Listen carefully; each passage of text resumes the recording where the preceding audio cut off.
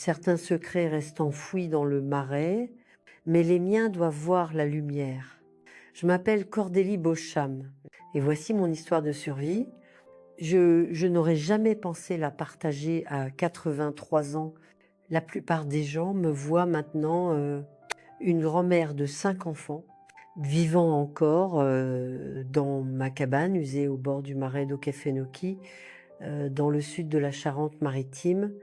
Et ils n'ont aucune idée de l'obscurité que j'ai portée en moi pendant des décennies, les eaux paisibles du marais.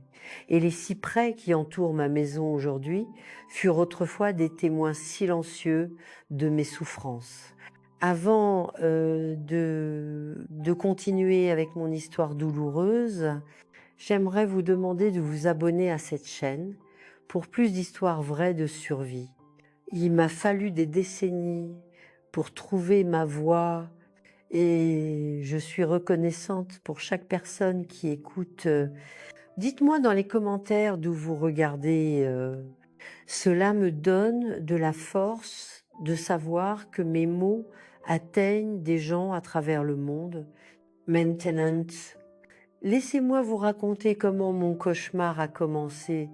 Je suis née en 1942, quand ce coin reculé du département de la Charente-Maritime était encore plus isolé qu'aujourd'hui. Notre famille vivait de la terre avec mon père, Ellie, tenant une petite boutique d'appâts et d'articles de pêche qui servait les rares touristes assez courageux pour s'aventurer dans les marais. Le marais pourvoit, disait toujours papa, avant que la guerre ne le change. Ces eaux nous donnaient du poisson. Les bois nous donnaient du gibier et notre petit lopin de jardin nous donnait des légumes. Nous n'étions pas riches, loin de là, mais nous avions assez. Maman Rose faisait les plus beaux paniers tressés à la main en herbe douce qu'elle vendait à l'épicerie générale à la Tremblade, à environ 30 kilomètres de chez nous. Nous vivions simplement mécontents jusqu'à ce que papa soit mobilisé en 1943. Quand il est revenu en 1945, quelque chose en lui s'était assombri. Lily Beaucham qui est revenue était l'ombre de l'homme qui était parti assise, yeux, autrefois brillant de malice et de chaleur, comme de l'ambre poli, était devenu terne et distant, aussi trouble que les parties les plus profondes du marais. Il avait ramené des fantômes du Pacifique qui le hantaient jour et nuit. Au début, il essayait de les chasser avec de l'eau-de-vie de contrebande du vieux Jenkins, qui tenait un alambic au fond des bosquets de cyprès, là où même la loi ne s'aventurait pas. La boisson a commencé doucement, juste les samedis, quand les cauchemars semblaient pires, puis c'est devenu les vendredis et samedis. Bientôt, cette bouteille est devenue son compagnon quotidien. Je me souviens encore de l'odeur, cette senteur âcre et piquante d'alcool bon marché qui annonçait son état avant même qu'il ne franchisse la porte en titubant. Notre petite cabane, construite par les mains de mon grand-père en bois de cyprès, avait toujours été mon sanctuaire. Elle reposait sur des pilotis pour éloigner les eaux d'inondation, avec une large véranda où maman et moi épluchions des petits pois et regardions les hérons pêcher au crépuscule. Mais après le retour de papa, cette même cabane est devenue ma prison cache-toi. Cordélie, murmurait maman quand nous entendions son bateau à fond plat approcher à travers les roseaux et l'herbe des marais. Voici, ma chérie, fais-toi toute petite. Je courais vers ma cachette, un creux sous les planches du plancher. que maman m'avait montré, accessible uniquement en déplaçant une planche particulière, sous mon lit. C'était à peine assez grand pour mon corps de 8 ans, mais je me recroquevillais comme une cloporte, serrant mes genoux contre ma poitrine. Depuis cet espace sombre, j'entendais tout, le bruit lourd de ses bottes sur les marches de la véranda, la porte claquant contre le mur, et puis sa voix pâteuse et menaçante. Où est mon dîner? Femme, cette maison est un désastre. Peu importe à quel point maman gardait notre maison impeccable, ou à quel point son repas était parfaitement synchronisé, c'était jamais assez. La première fois qu'il l'a frappé, j'ai entendu le bruit avant de comprendre ce que c'était. Un craquement comme une branche sèche qui se casse, suivi du cri étouffé de maman. S'il te plaît, Ellie, souplait-elle, Cordélie va t'entendre. Mais ses supplications ne semblaient que l'enrager davantage. Qu'elle entende, gissait-il, que tout le sacré marais entende. C'est ma maison, et vous apprendrez toutes les deux le respect. Certaines nuits étaient pires que d'autres, quand les poissons ne mordaient pas, quand un touriste se plaignait de ne pas avoir vu d'alligator, quand le moteur de son bateau toussait. Chaque petite frustration était amplifiée par l'alcool. Jusqu'à ce qu'elle explose contre nous, maman prenait le pire, se positionnant toujours entre lui et ma chambre, absorbant sa rage pour me protéger. Mais certaines nuits, même son sacrifice n'était pas suffisant. Je l'entendais demander où est-elle? Où se cache cette fille?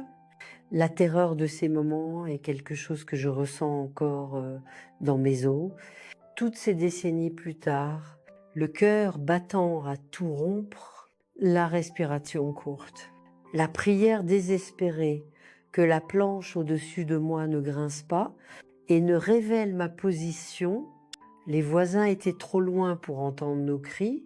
Notre plus proche, la famille Wilkes, vivait à environ 3 kilomètres par le canal d'eau, et dans le marais, le son est étouffé par le feuillage dense et la mousse pendante. De plus, les gens d'ici vivaient selon un code non dit. Ce qui se passe dans la maison d'un homme ne regarde que lui. Maman a commencé à porter des manches longues, même dans la chaleur étouffante de l'été charentais. Elle souriait faiblement au regard curieux de Madame Jenkins à l'épicerie générale, expliquant la marque sur sa joue comme une chute maladroite du ponton ou un accident en ramassant du bois.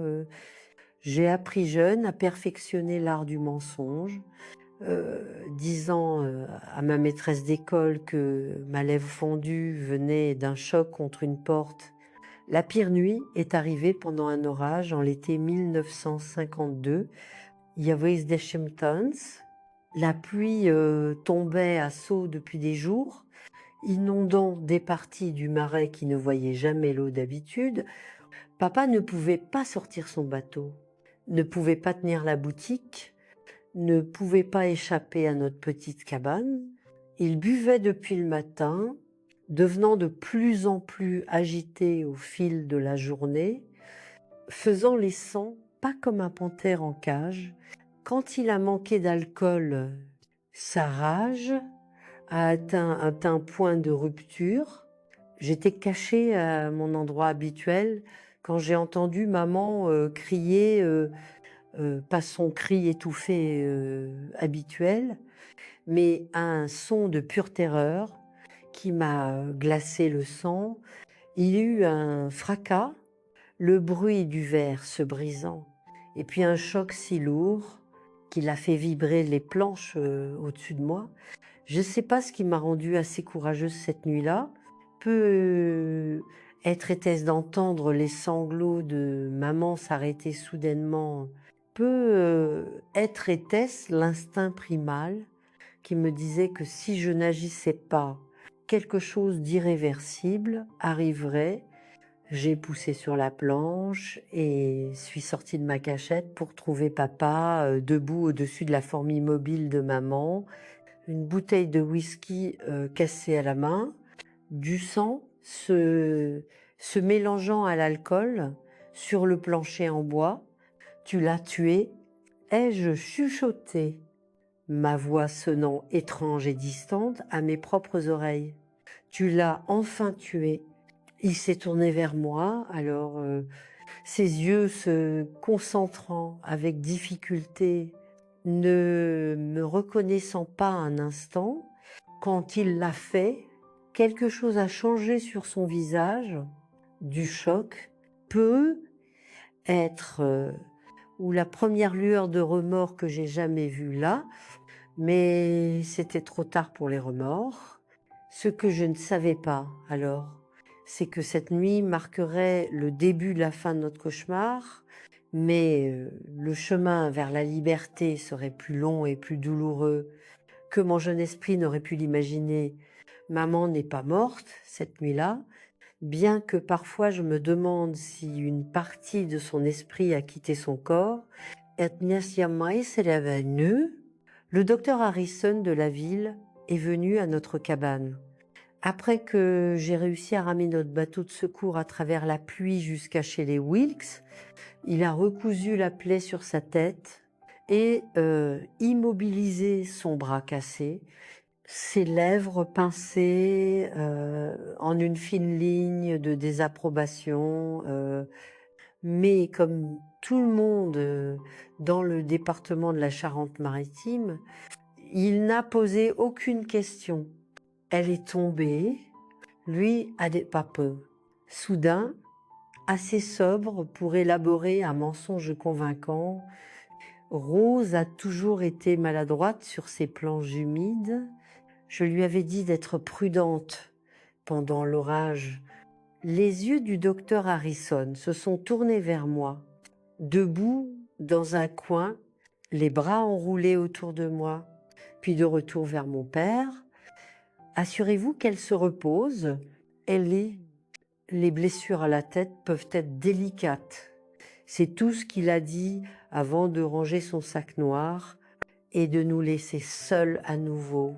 Cet incident a marqué un tournant, bien que pas celui pour lequel j'avais prié. Papa est devenu plus prudent après cela, pas plus gentil, juste plus calculé. Il a appris à laisser des marques là où les vêtements les cacheraient. Il s'assurait que les voisins ne voyaient jamais le pire. Et il a découvert que menacer maman était le moyen le plus sûr de me contrôler.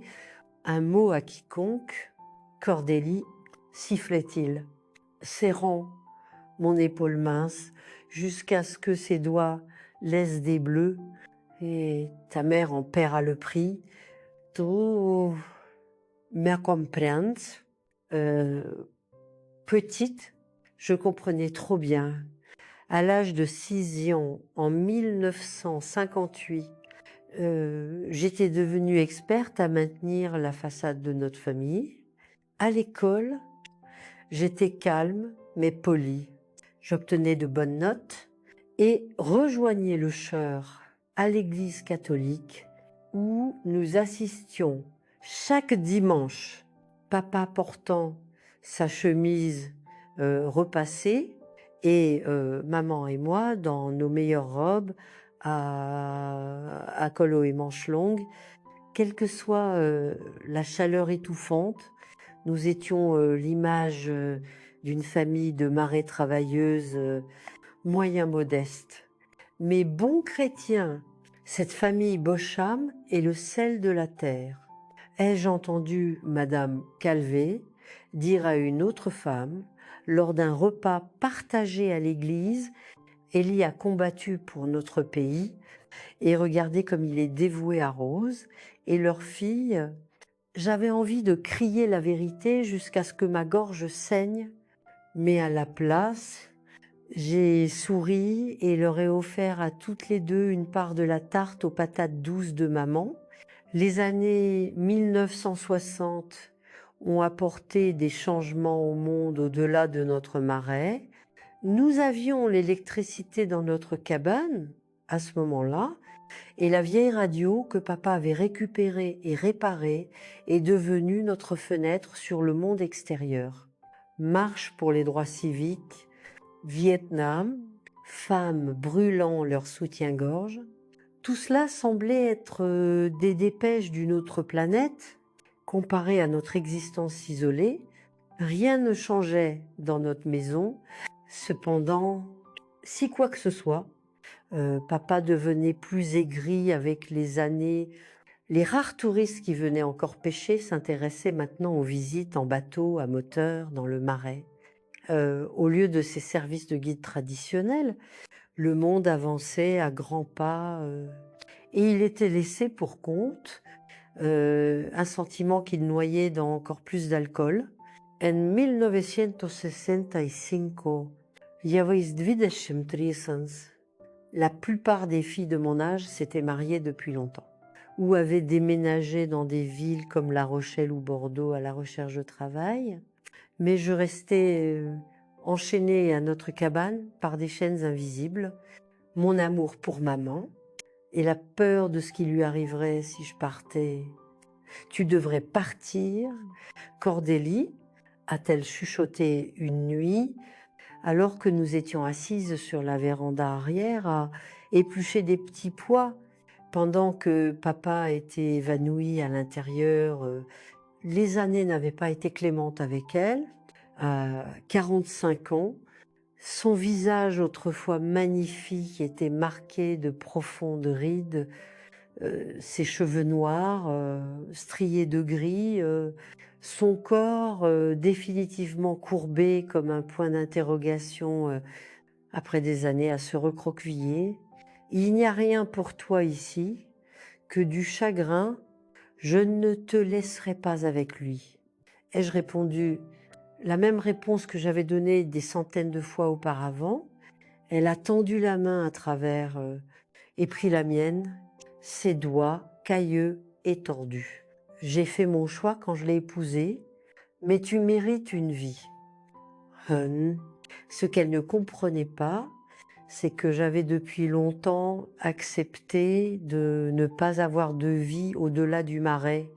J'avais eu un prétendant, Jacques Tanner, fils de l'homme qui possédait l'épicerie générale. Il m'avait prise en affection quand je venais chercher des provisions,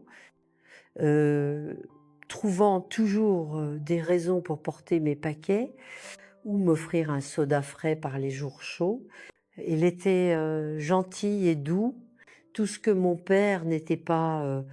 Quand il a finalement trouvé le courage de m'inviter à la foire départementale en 1963, j'ai accepté dans un moment de faiblesse, rêvant de normalité, cette seule soirée de rire de sa main, tenant timidement la mienne sur la grande roue de barbe à papa fondant sur ma langue. Cela semblait comme voler quelque chose de précieux, qui n'était pas destiné à moi. Papa m'attendait sur la véranda quand Jacques m'a ramené à la maison. Ses yeux brillants dangereusement dans l'obscurité. Il a remercié Jacques assez courtoisement, mais une fois que le camion du garçon a disparu sur la route de terre, il m'a traîné à l'intérieur par les cheveux. Tu penses que tu es trop bien pour nous maintenant? Tu penses que tu peux parader avec les fils de commerçants? Il ponctuait chaque question d'un coup. Ta place est ici, à prendre soin de ta mère. Tu nous dois ça. Maman a essayé d'intervenir et il l'a poussée contre le mur pour son malheur. Le lendemain, quand Jacques est venu avec des fleurs sauvages, je l'ai rencontré au ponton et lui ai dit que je ne pouvais plus le voir. La confusion et la douleur dans ses yeux m'ont hanté pendant des années après. La vie s'est installée dans une routine sinistre après cela. J'ai repris la gestion de la boutique d'appât pendant que papa buvait. Parfois, il disparaissait pendant des jours Et ces brefs répits étaient comme remontés à la surface après avoir été retenus sous l'eau. Maman et moi nous asseyions ensemble sur la véranda, parfois parlant, parfois juste écoutant le chœur des grenouilles et des insectes qui donnait vie au marais au crépuscule. En l'été 1968, quelque chose d'inattendu s'est produit. La famille Charpentier a emménagé chez le vieux Jenkins après son décès. Ils n'étaient pas des locaux. Ils venaient du nord de la France parce que Monsieur Charpentier avait une idée de démarrer une entreprise d'écotourisme dans l'Okefenokee. Ils avaient une fille, Sharon, à peu près de mon âge, qui était venue avec eux à contre-cœur. D'après ce que j'ai compris, Sharon m'a cherché presque immédiatement. Affamée de compagnie de son âge dans ce territoire inconnu, elle apparaissait à notre boutique pleine de questions sur le marais, sur les coutumes locales, sur ma vie. Elle était différente de tous ceux que j'avais rencontrés, confiante, franche, portant des pantalons au lieu de robes et parlant ouvertement de la libération des femmes. « Ne veux-tu jamais plus que ça ?» m'a-t-elle demandé une fois, désignant largement les zones humides environnantes. Nous étions assises sur le ponton, derrière notre boutique, les pieds pendant au-dessus de l'eau sombre. C'est tout ce que je connais. Ai-je répondu, bien que les mots aient un goût amer.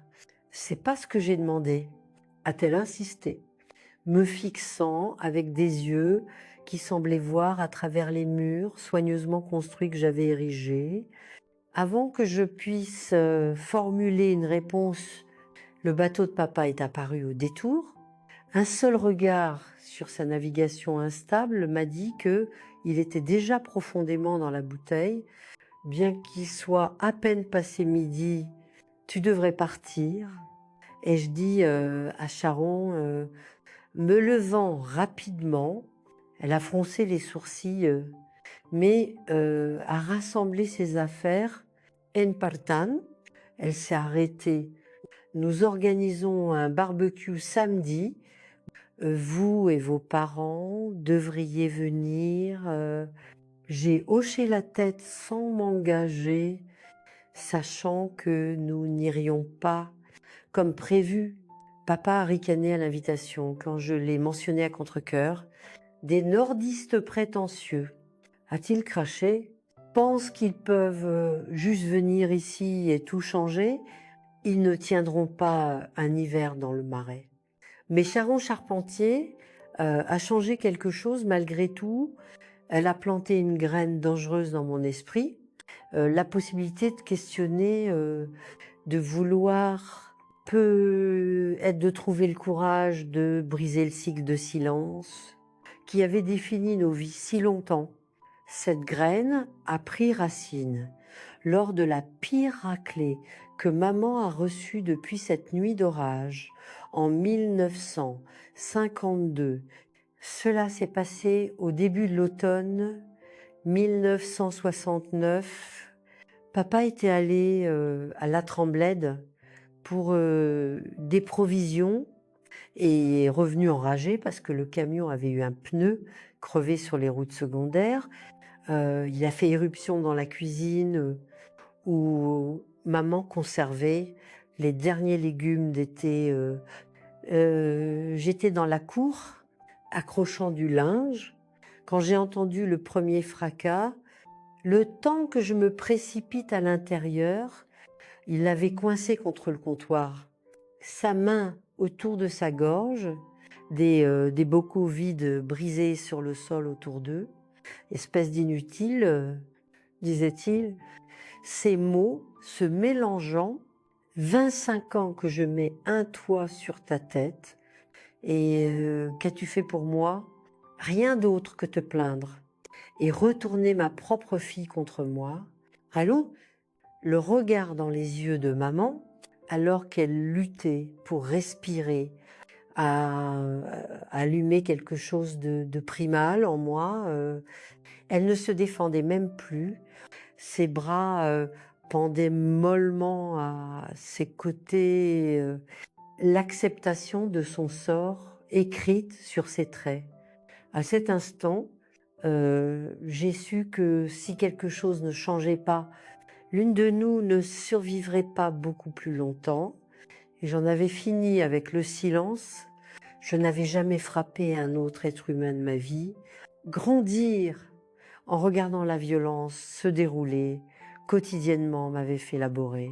Pourtant, j'étais là, dans notre cuisine, une poêle en fonte serrée dans mes mains, tremblantes, regardant la prise de mon père se relâcher autour de la gorge de maman, alors qu'il se tournait pour me faire face, avec de l'incrédulité, brouillant ses yeux, injectés de sang. « Qu'est-ce que tu penses faire, petite ?» a-t-il grogné, son attention passant de maman à moi. Elle s'est glissée le long du placard jusqu'au sol, haletant pour respirer, ses doigts touchant délicatement les marques rouges vives sur son cou. La poêle semblait incroyablement lourde. Laisse-la partir. Et je dis, ma voix à peine au-dessus d'un murmure, mais plus stable que je n'y attendais, ne la touche plus jamais. Il Arialors, un son dur, dépourvu d'humour. Okwai, tu vas frapper ton propre père. Après tout ce que j'ai fait pour toi, il a fait un pas vers moi, le verre craquant sous ses bottes. Pose ça avant de te faire mal. Je n'ai pas bougé. 27 ans de peur s'était cristallisé en autre chose. Une résolution froide et dure. J'ai pensé aux mots de Sharon Charpentier sur vouloir plus aux femmes dont j'avais lu dans les rares magazines qui arrivaient à notre coin de marais, des femmes luttant pour leurs droits dans des villes loin d'ici. Si elles pouvaient marcher dans les rues, je pouvais sûrement tenir bon dans ma propre cuisine. Je le pense. Ai-je dit plus fort cette fois? Ça s'arrête ce soir. Ten. Son visage s'est assombri. Cette tempête familière se rassemblant, petite ingrate, il s'est précipité en avant, mais des années d'alcool avaient ralenti ses réflexes.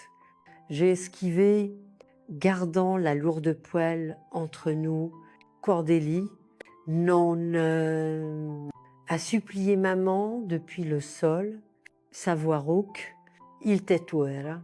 Peut-être avait-elle raison, peut-être que le défier serait ma mort, mais à cet instant, j'ai réalisé que je mourais lentement depuis des années, de toute façon, des morceaux de mon âme s'écaillant à chaque coup qui portait, chaque cri qui résonnait dans notre cabane, chaque matin où nous prétendions que tout allait bien. Vinci, l'ai-je provoqué, me surprenant moi-même par mon audace? Montre-moi quel grand homme tu es, battant des femmes qui ne peuvent pas riposter. Que penseraient tes camarades de guerre de toi maintenant? Eli Bosham, utiliser son nom complet était une provocation délibérée qu'il ne pouvait ignorer. Il s'était lancé sur moi avec un rugissement et cette fois, l'instinct a pris le dessus.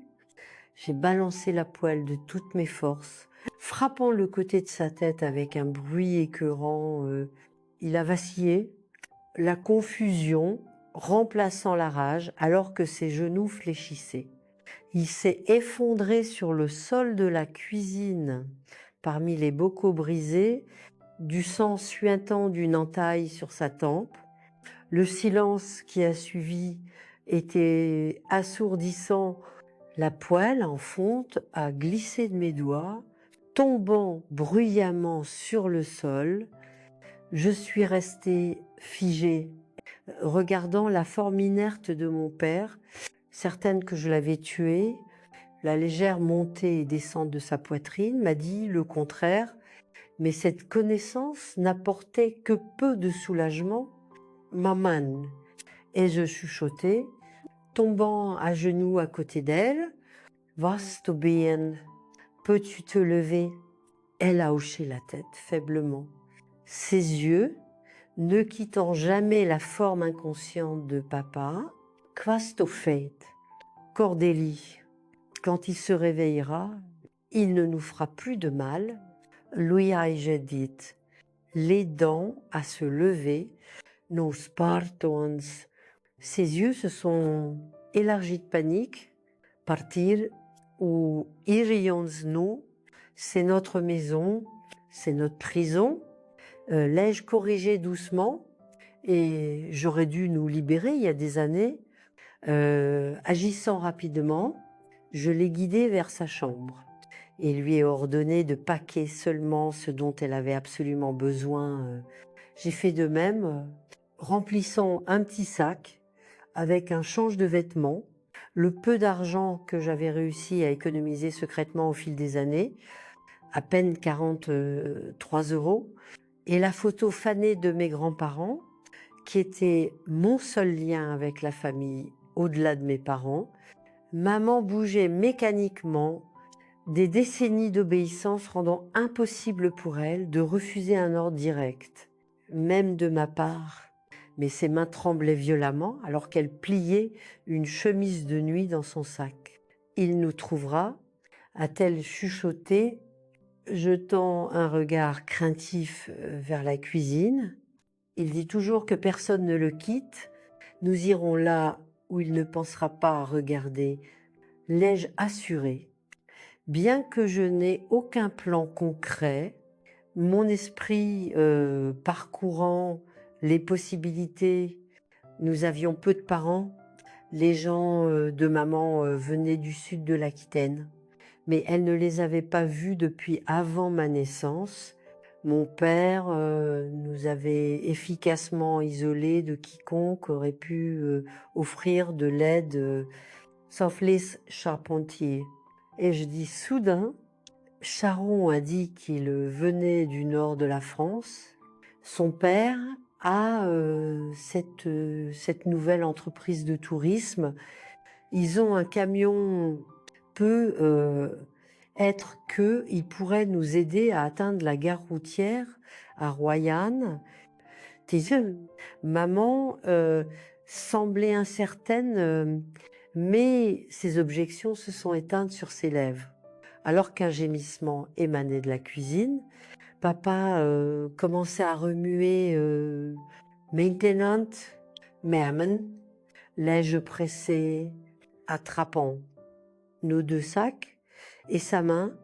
Nous devons partir maintenant. Nous nous sommes glissés par la porte arrière dans la nuit étouffante de septembre. La pleine lune illuminait la passerelle en bois qui menait de notre cabane au bord de l'eau où nos bateaux étaient amarrés.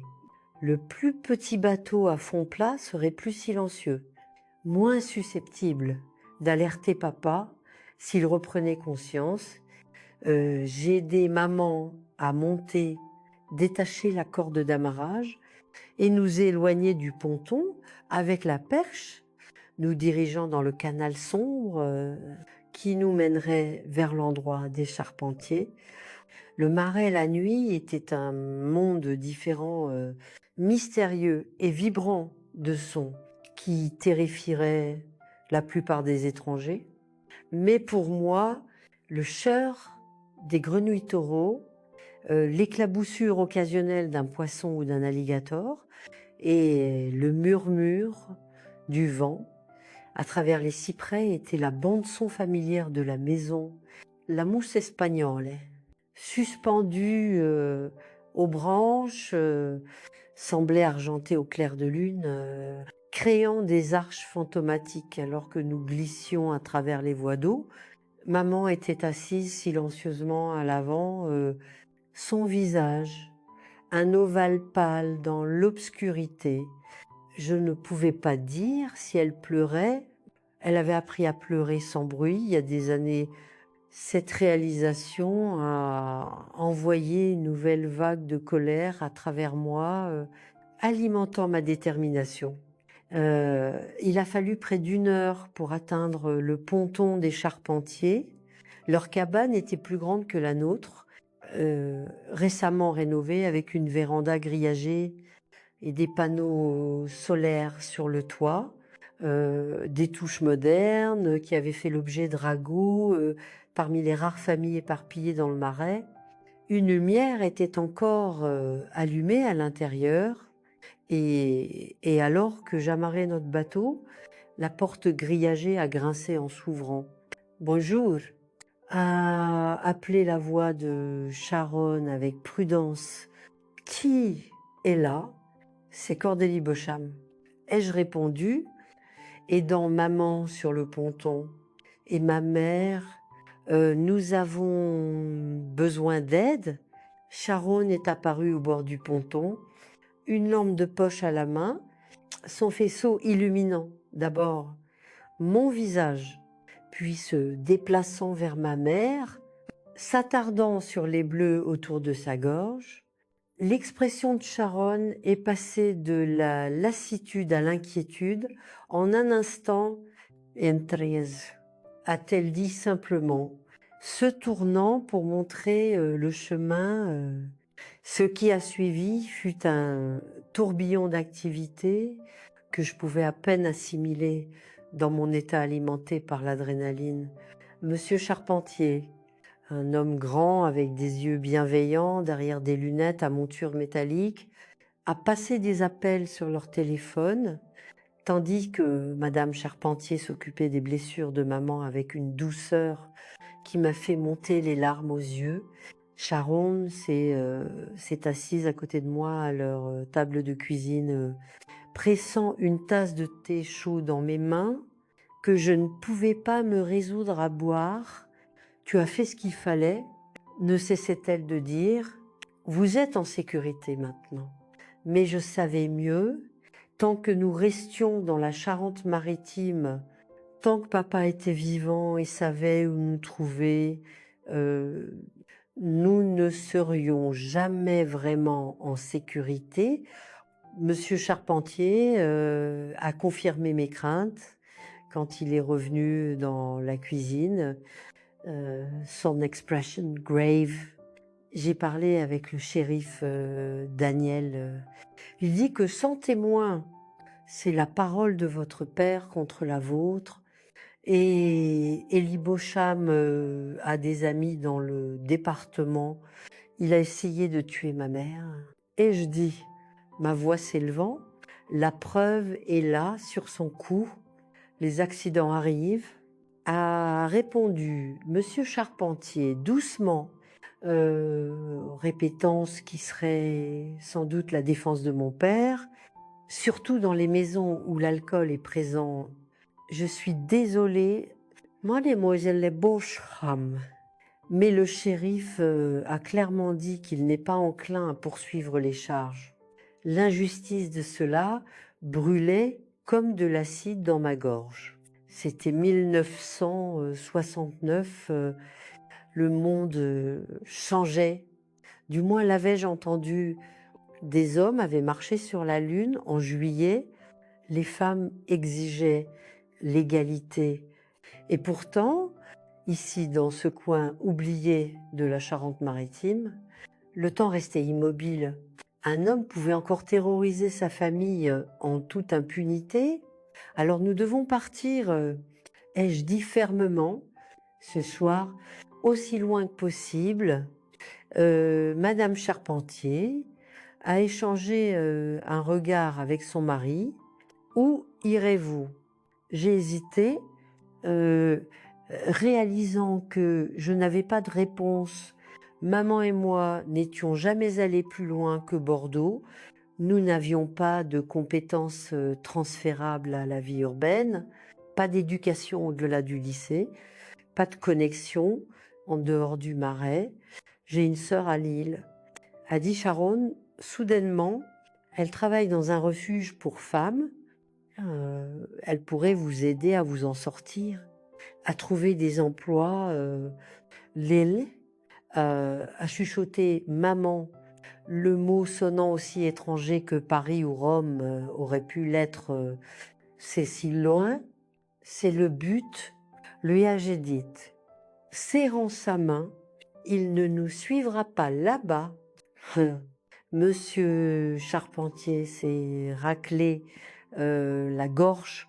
Je vais à La Rochelle demain pour récupérer du matériel. Je pourrais vous emmener à la gare routière là-bas. Vous auriez plus d'options que depuis Royan, l'espoir, cette émotion dangereuse et inconnue, a palpité dans ma poitrine. Nous n'avons pas beaucoup d'argent. Âge admis, nous aiderons avec les billets, a dit Madame Charpentier fermement. C'est la chose chrétienne à faire. Sharon a disparu brièvement, revenant avec une petite boîte en bois, mon argent de pourboire de l'été dernier au café de ma tante, a-t-elle expliqué, pressant plusieurs billets dans ma main. Prends-les, tu en auras plus besoin que moi. Je voulais refuser, mais je savais que je ne pouvais pas me permettre l'orgueil. À la place, j'ai chuchoté un merci qui semblait terriblement inadéquat pour la bouée de sauvetage qu'ils offraient. Les Charpentiers ont insisté pour que nous restions la nuit. Madame Charpentier, préparant le canapé, lit, tandis que Sharon partageait sa chambre avec moi, je n'ai presque pas dormi. Écoutant le bruit du moteur du bateau de papa, imaginant qu'il faisait éruption par la porte pour nous ramener à la maison. Chaque craquement de la cabane qui s'installait, chaque cri d'un oiseau nocturne faisait battre mon cœur à tout rompre. L'aube s'est levée avec une symphonie de chants d'oiseaux et d'appels d'insectes, le marais s'éveillant autour de nous, comme si rien n'avait changé, bien que tout ait changé. Monsieur Charpentier a chargé nos maigres sacs dans son camion, tandis que Madame Charpentier pressait un sac en papier de sandwich dans mes mains pour le voyage. A-t-elle expliqué avec un doux sourire. Sharon m'a serré fort dans ses bras avant que nous montions dans le camion.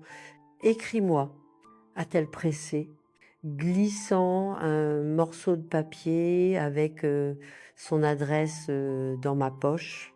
Fais-moi savoir que tu es en sécurité, que maman était silencieuse alors que nous nous éloignions, son regard fixé sur le marais qui défilait par la fenêtre. Je me demandais si elle disait au revoir à la seule maison qu'elle avait connue pendant près de 3 décennies, ou si elle scrutait l'eau à la recherche de signes de la poursuite de papa. Faisons-nous la bonne chose? A-t-elle demandé finalement, sa voix à peine audible par-dessus le moteur du camion? J'ai pris sa main, notant combien elle semblait petite et fragile dans la mienne. Pendant si longtemps, elle avait été ma protectrice, se plaçant entre moi et la rage de papa. Maintenant, nos rôles s'étaient inversés. Oui, maman, ai-je dit avec une conviction que je ne ressentais pas entièrement. Nous faisons enfin la bonne chose. Tati, le trajet jusqu'à La Rochelle a pris près de 3 heures, à travers de petites villes et des étendues de forêts de pins qui cédaient progressivement la place à la plaine côtière. Maman somnolait par intermittence à côté de moi, l'épuisement prenant finalement le dessus sur son anxiété. Monsieur Charpentier gardait la radio allumée à faible volume. Nouvelles sur le Vietnam, débat sur le programme Apollo, musique différente de tout ce que nous entendions sur notre vieille radio à la maison. La gare routière à La Rochelle était animée d'activités, soldats en uniforme, famille avec enfants, homme d'affaires avec des mallettes. Monsieur Charpentier nous a aidés à acheter des billets pour le bus allant vers le nord. Partant à midi, l'île était à près de 15 heures de route, avec des correspondances à Nantes et Paris. Vous êtes sûr que ça ira, mesdames? A-t-il demandé, alors que l'heure du départ approchait. Nous nous débrouillerons, l'ai-je assuré, bien que la perspective de naviguer ce voyage me terrifiait presque autant que d'affronter papa. Merci pour tout. Il a hoché la tête, pressant 20 € supplémentaires dans ma main avant de nous laisser embarquer. Maman s'accrochait à mon bras alors que nous trouvions nos places près du milieu du bus, ses yeux écarquillés alors qu'elle découvrait nos compagnons de voyage. Je suis jamais allée aussi loin de la maison, a-t-elle chuchoté. Moi non plus. Ah, je admise. Mais nous sommes ensemble. Alors que le bus s'éloignait de la gare, j'ai aperçu notre reflet dans la fenêtre. 2 femmes, avec des expressions identiques aux yeux creux et des épaules tendues, se préparant à un coup qui ne venait pas, plus maintenant.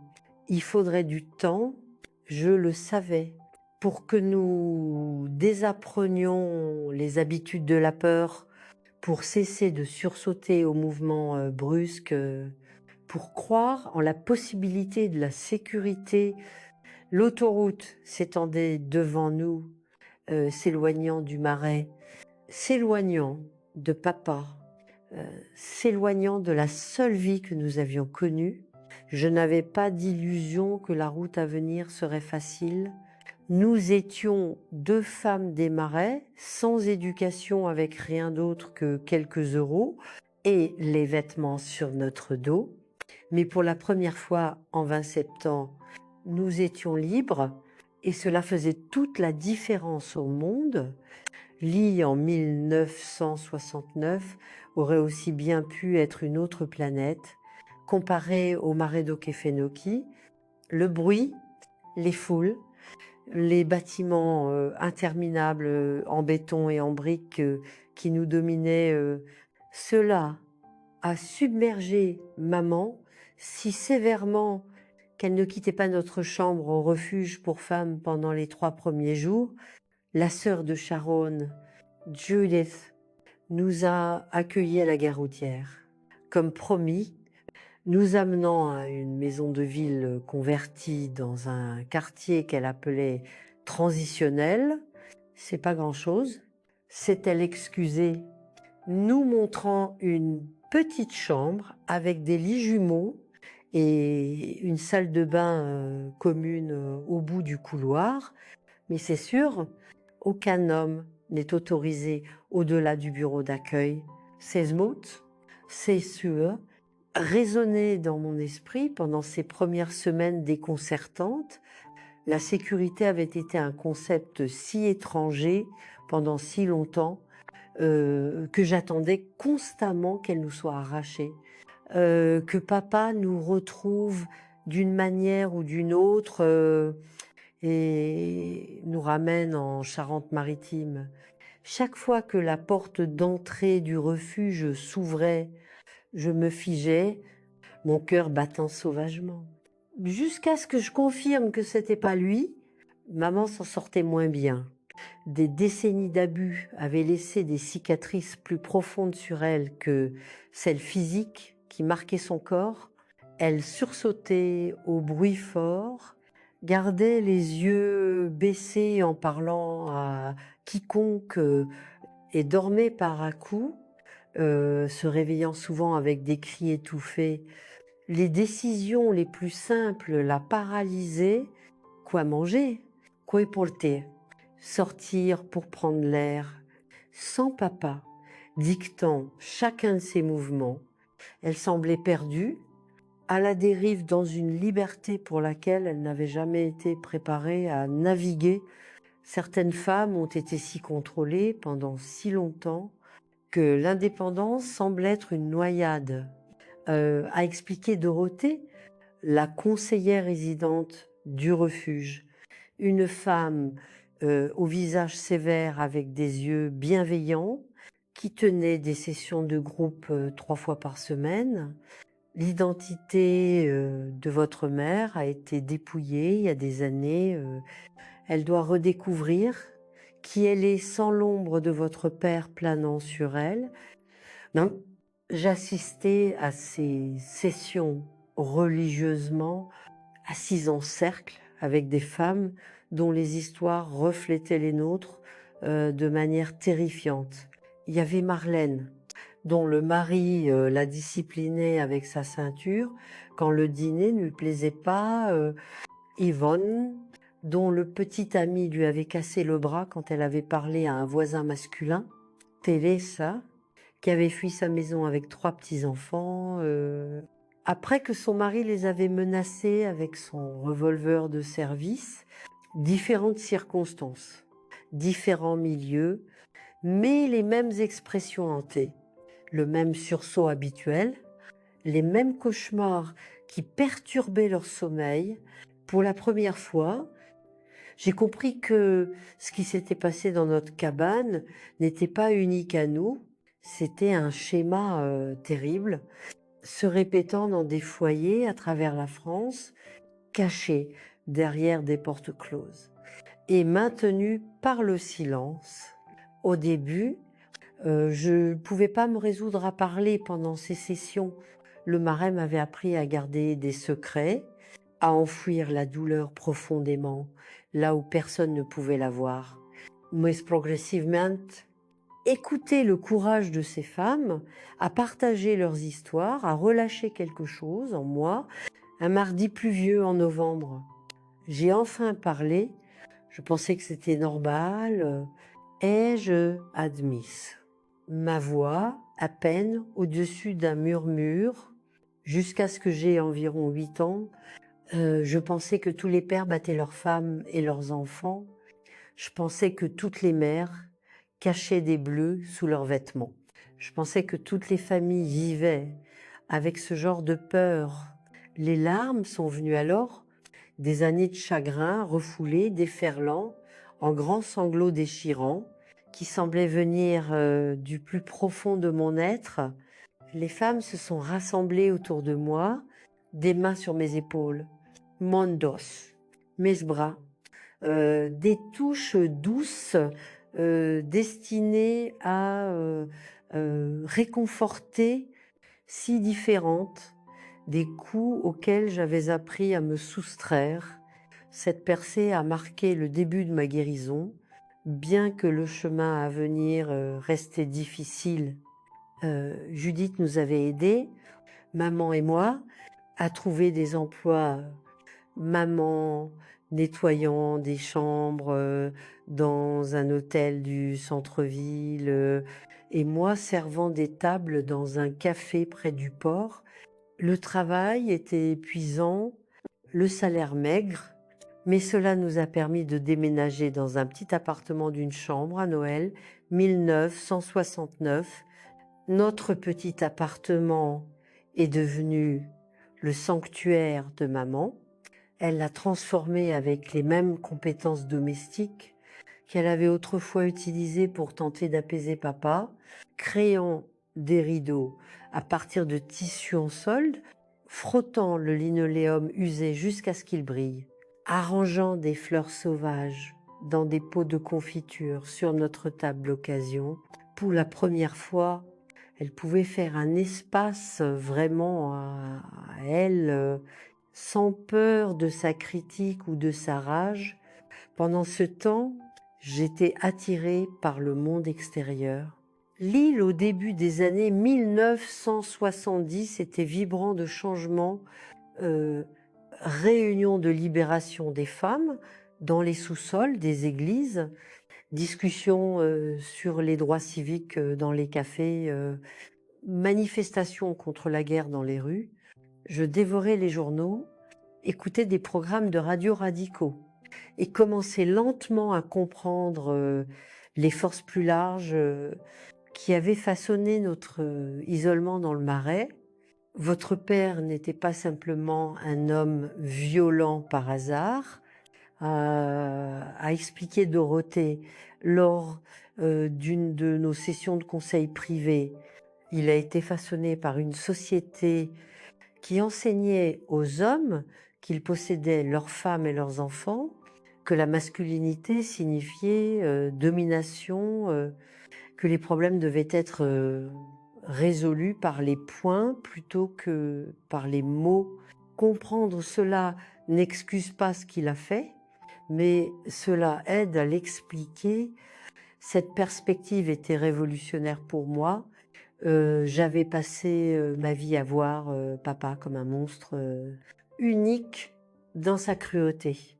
Reconnaître que son comportement faisait partie d'un schéma plus large de contrôle patriarcal m'a aidé à placer notre souffrance dans son contexte.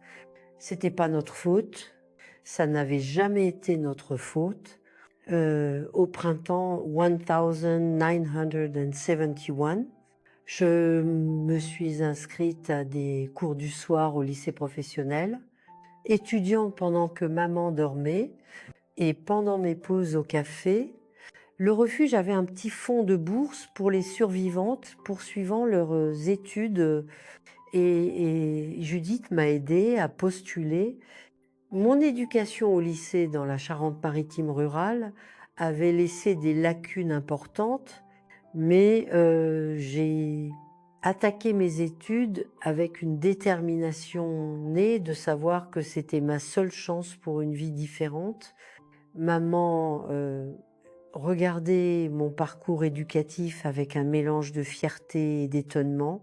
Je n'ai jamais même pensé à l'université, a-t-elle confessé un soir, alors que j'étudiais à notre table de cuisine. À mon époque, les filles se mariaient simplement. C'était le seul avenir qu'on nous disait de vouloir. Les temps changent. Maman, Loya j'ai dit, prenant sa main, les femmes peuvent vouloir plus maintenant. Elle a souri tristement. Je suis contente que tu puisses. Je pense que je suis trop vieille pour changer autant, mais elle changeait à sa manière discrète. Elle a rejoint une église près de notre appartement, trouvant une communauté parmi les femmes plus âgées de la congrégation. Elle s'est mise au tricot, créant des écharpes et des couvertures qu'elle donnait au refuge qui nous avait accueillis, des petits pas vers un soi existant indépendamment du contrôle de mon père. La route n'était pas toujours lisse. Il y avait des revers, des nuits où les cauchemars revenaient avec une telle férocité que ni l'une ni l'autre ne pouvions dormir. Des jours où une voix masculine élevée en public envoyait maman dans un état de panique, des moments où je me surprenais à retomber dans les habitudes défensives de notre vie précédente. La guérison n'était pas linéaire, elle spiralait parfois sur elle-même, revisitant d'anciennes blessures avant d'avancer à nouveau. En l'été 1972, nous avons reçu une lettre transmise par l'adresse du refuge. Mes mains tremblaient alors que je reconnaissais l'écriture de Charon Charpentier. À l'intérieur, il y avait une nouvelle qui a arrêté mon cœur un instant. Papa était mort ce printemps-là. Son bateau avait été retrouvé dérivant vide dans le Marais. Les autorités ont supposé qu'il était tombé par-dessus bord, peut être ivre, et s'était noyé. Son corps a été retrouvé 3 jours plus tard. J'ai lu la lettre à maman, observant son visage pour une réaction. Elle s'est signée lentement, a murmuré une prière, puis est allée faire une théière, comme si c'était un jour ordinaire.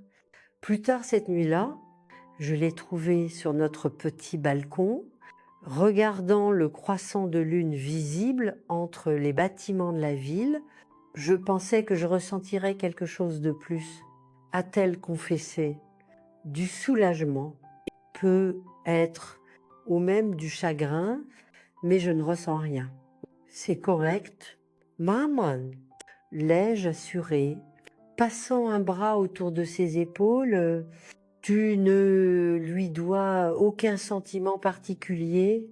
Elle a hoché la tête, s'appuyant contre moi. Nous sommes vraiment libres maintenant, n'est-ce pas? Nous l'étions. La peur constante qu'il puisse nous retrouver, que nous puissions le croiser au coin d'une rue ou voir son visage dans une foule, s'est évaporé. Un autre poids enlevé de nos épaules. 2 mois après avoir reçu cette nouvelle, j'ai rencontré Daniel à la bibliothèque où je m'étais mise à étudier entre les cours et les quarts au café. Il était étudiant diplômé faisant des recherches sur les écosystèmes des zones humides. De toute chose, quand j'ai mentionné que j'avais grandi dans l'Okefenokee, son visage s'est illuminé d'un intérêt sincère. C'est incroyable. J'en ai lu que dans des revues à quoi ressemblait la vie là-bas.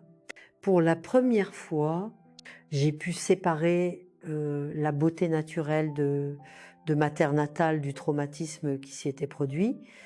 Je lui ai parlé des alligators se prélassant sur les troncs, de la symphonie des grenouilles au crépuscule, de la manière dont les genoux de cyprès perçaient l'eau sombre comme les doigts de géants. J'ai décrit les fleurs sauvages qui tapissaient les îlots au printemps, le goût du poisson-chat, fraîchement pêché, la danse envoûtante des lucioles les soirs d'été. Tu en parles comme une poétesse. A-t-il ses yeux pleins d'admiration, plutôt que la pitié à laquelle j'étais habituée quand les gens apprenaient des fragments de mon passé? Notre cours s'est déroulé lentement, délibérément. J'étais prudente par nature maintenant, attentive au drapeau rouge, à tout signe que l'homme doux qui m'apportait des fleurs sauvages et écoutait attentivement mes opinions pourrait cacher des tendances plus sombres. Daniel semblait comprendre intuitivement ma méfiance, ne poussant jamais pour plus que ce que j'étais prête à donner. Demandant toujours avant de prendre ma main ou de mettre un bras autour de mes épaules, je l'ai présenté à maman près de 6 mois, après que nous ayons commencé à sortir ensemble. Elle était polie, mais réservée. L'étudiant, avec l'évaluation prudente d'une femme qui avait appris à ses dépens que les hommes pouvaient porter des masques charmants. Il a fallu presque 1 an avant qu'elle ne se réchauffe vraiment envers lui, avant qu'elle ne cesse de se crisper quand il entrait dans une pièce par un jour clair d'octobre 1974. Daniel et moi, nous sommes mariés dans une petite cérémonie à l'église de maman.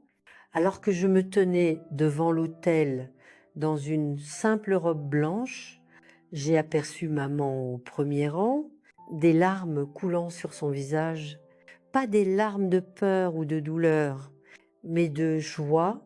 À côté d'elle était assise Dorothée du refuge, Judith, Sharon et plusieurs femmes de notre groupe de soutien qui étaient devenues des amis chers, une famille que nous avions choisie liée par une compréhension partagée plutôt que par le sang.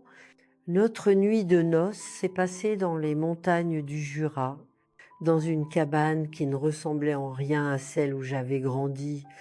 Daniel comprenait mon anxiété concernant les environnements isolés, s'assurant que nous restions quelque part avec des voisins à proximité et un téléphone.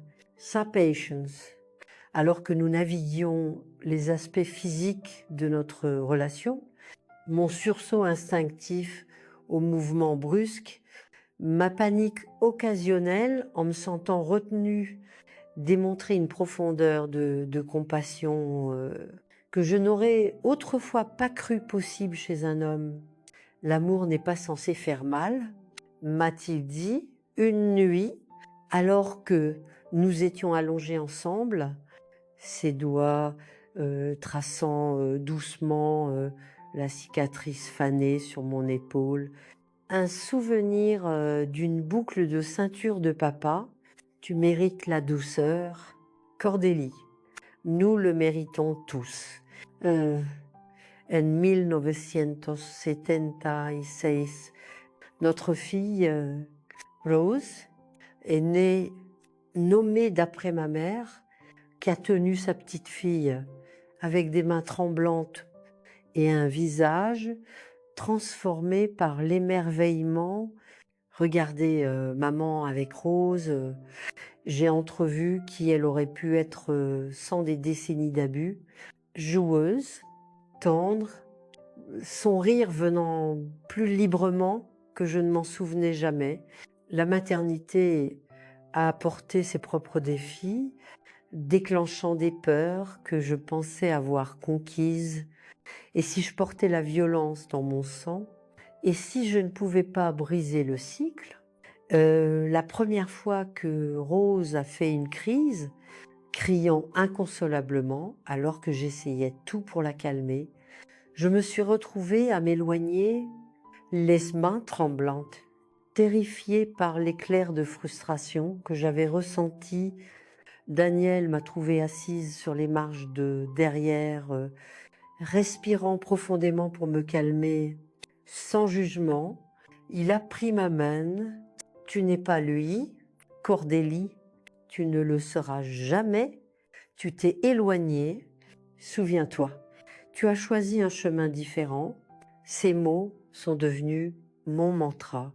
Alors que nous élevions nos enfants, Rose et plus tard Thomas, né en 1979, j'ai fait des choix délibérés chaque jour, éduquer avec patience et tendresse, m'excuser quand je faisais des erreurs, leur montrer que l'amour pouvait être constant et inconditionnel. Nous parlions ouvertement des sentiments. Dans notre foyer, encouragions les questions. Et jamais, jamais, nous ne levions la main dans la colère.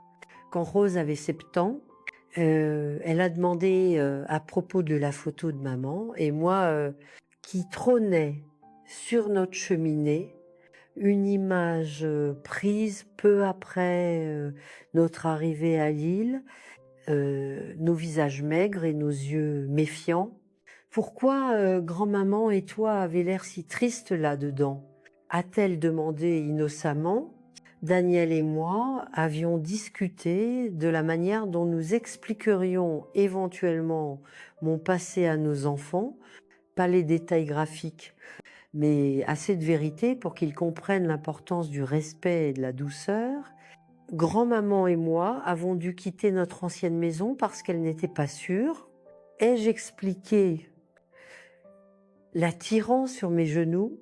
Parfois, les gens qui devraient s'aimer ne savent pas le faire correctement. Ils se font du mal à la place. Son petit visage s'est plissé de confusion, comme frapper. Oui, comme tcha. Ah, je reconnus. Mais nous sommes venus à Lille pour recommencer, pour trouver des gens qui savaient aimer gentiment, comme ton papa et comme toi.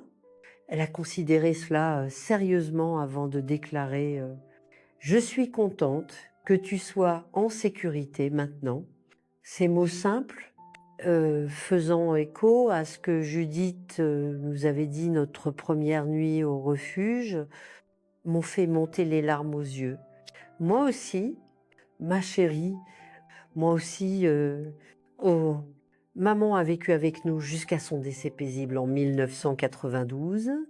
Ayant vu ses petits-enfants grandir, un adolescent qui ne la connaissait que comme la femme douce, qui leur apprenait à faire des biscuits et à identifier les cris d'oiseaux, qui leur racontait des histoires sur son enfance dans le Marais, mais jamais sur les chapitres plus sombres de sa vie là-bas.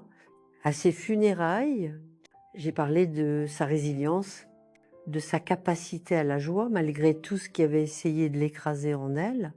Ma mère était plus forte que quiconque ne le savait, et je dis aux personnes rassemblées, y compris elle-même. Maintenant, alors que je me balance sur ma véranda dans mes années plus âgées, regardant mes petits-enfants jouer dans la cour de la maison que Daniel et moi avons partagé pendant plus de 4 décennies, je m'émerveille de jusqu'où je suis venue, de cette jeune femme terrifiée qui a fui le Marais avec rien d'autre qu'un petit sac et un espoir désespéré pour quelque chose de mieux. Le voyage n'a pas toujours été facile. Il y a encore des nuits où les cauchemars reviennent, des jours où une certaine odeur ou un son me ramène à cette cuisine en Charente-Maritime. Le traumatisme laisse des échos qui ne s'effacent jamais complètement, mais ils se sont atténués avec le temps, avec l'amour, avec le travail délibéré de la guérison. J'ai appris que briser le cycle n'est pas un seul acte de courage, mais des milliers de petits choix faits jour après jour. Choisir la vulnérabilité quand la peur suggère des murs, choisir la confiance quand l'expérience conseille la suspicion, choisir la douceur quand la colère monte, c'est rejeter l'idée que la souffrance est inévitable ou méritée, c'est croire que vous êtes digne de paix. Des yoye, de touches tendres qui ne se transforment jamais en coups,